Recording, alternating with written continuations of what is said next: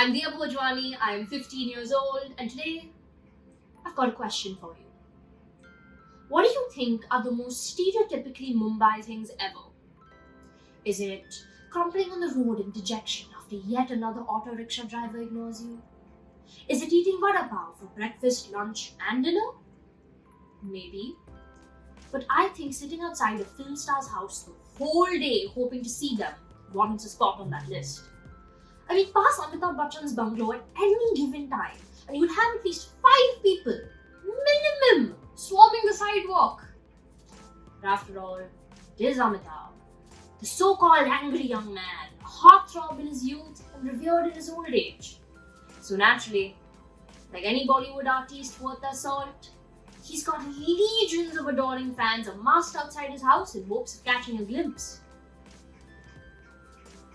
He's also, in a strange, convoluted way, the reason I'm called Dia. I began looking into the story behind how my parents picked my name for an assignment for a course I was doing. The thing is, I was the only Indian in the course, which meant that I was going to have to explain the complicated Indian process of picking out names for children. So I tried to get across to them that the traditional Hindu method of selecting a name for a child is far more structured than in most Western nations.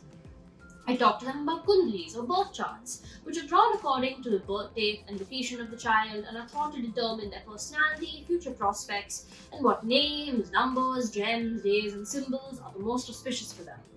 After an astrologer draws out a kundli for a child, a priest interprets it to decipher what letter the child's name should start with for the most luck. But being a C-section baby, my kundli experience was a tad different. When my parents were deciding what day I should be delivered, my dadi hit on the idea of consulting a neighbor with an affinity for astrology. So she examined her charts and referred to her books and nearly leapt out of her seat when she discovered that a child born on a certain day in 2 weeks would have the same kundli as, guessed it, Amitabh Bachchan.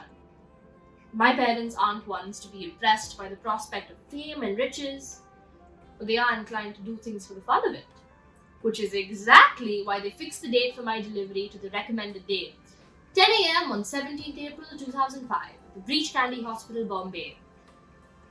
But a day before the delivery, a wrench was thrown into the gears. The doctor informed them that no planned C-sections were allowed to take place on Sunday. Dismayed, my parents inquired whether there was anything they could do. Being of an affable and mischievous turn of mind, he said, "Yes, fake the delivery." You want to guess what they did? Yep. I have often wondered why my mother didn't go into Bollywood herself. This story merely furthered my confusion. Huffing and puffing until she was red in the face, emitting cries of pain, she did it all. So, out popped baby Bhojwani at precisely 10:24 a.m. Indian Standard Time, 17th April 2005. Stars supposedly destined for greatness and genes definitely inclined towards theatrics. I sat around in my crib for 8 days, nameless, as a pundit deciphered my hastily drawn-up birth chart. Standard procedure for most Indian babies. The pundit found that my auspicious letters were D and H. So began the frantic race for my name. My mom rummaging through Manika Gandhi's book of Hindu names. My father rapidly clicking keys on his laptop. They made a long list of prospective names. Then, the debate. My dad liked the name Danica. My mom preferred Gina. Then my dadi and nani pointed out that any long name would be altered with a nickname, so they'd better find me a name that would stick. So we picked a name that was short, sweet, and felt right. Dia. However, the reasoning behind the choice of my name was rapidly rendered invalid, seeing that some of my friends call me Dee and others Diu. I've even been dubbed, rather creatively I thought, Daman and Diu. And honestly, I have always been a bit annoyed by my name. For one, it is incredibly common in India. I know at least 6 other Diyas, not counting me. The name also has 1,000 spelling variations. D-I-A, D-I-Y-A, D-E-E-A. So if you name your child one of the above, they'll spend a lifetime getting their name spelled wrong at Starbucks. personal experience. Also, if you say the word diya in front of someone, the first thing they'll think of is a clay lamp. Because of Diwali, every October and November, I am inevitably accosted by some genius who inquires why I'm not on fire. The last time we had a diya painting activity at school, my entire class pounced on me with paintbrushes and felt pens, leaving me looking like an abandoned Pollock painting. I have also, on occasion, been chased outside rooms with a lighter, cradling my head in my hands and yelling for mercy. Despite being forever tormented by some of them, the name Diya actually has a plethora of different meanings and is used in a vast variety of cultures. It does, however, have one common association: light. For instance, the Hindi meaning of Diya, as you all know, is lamp or light. In Spanish, it is day. As a given name, it means, you guessed it, love, lamp, and light. It's actually a masculine name in Arabic, spelled D-I-Y-A, and stands for brightness, splendor, and radiance. It's found frequently in ancient Greek mythology, meaning heavenly, divine, or she who belongs to Zeus. One of Jupiter's moons is actually called Dia after this connection. But considering what I know of Greek mythology, I definitely do not want to belong to Zeus. No, not a good idea.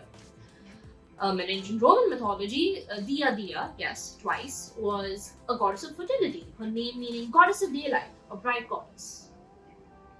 I mean, talk about difficult to live up to. Divine light goddess?